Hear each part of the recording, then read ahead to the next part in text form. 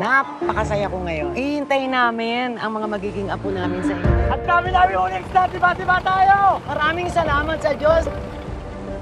Susan, napakabait. Hindi siya iyakin. Hello? Ay, nangingitim yung bata. Hindi na yata humihinga. Takbo namin siya sa ospital.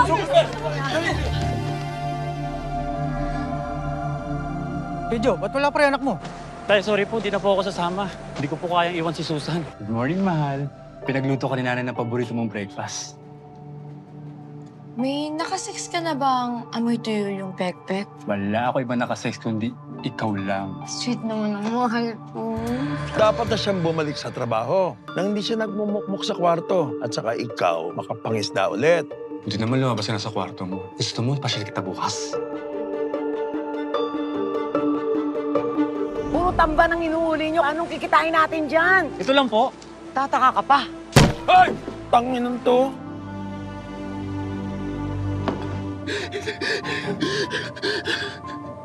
Kayo may mga utang sa akin! Hiram yun! Patuto kayo magbayad!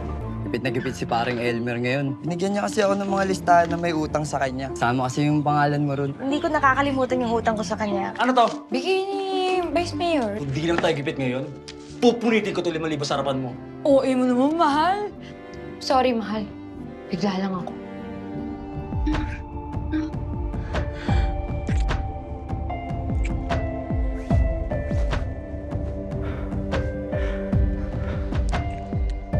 Asan po si Elmer? Hindi na kami nag-uusap nun. Ipapaalala ko rin sa'yo, may utang ka pa sa akin na 2,000. Okay ka lang?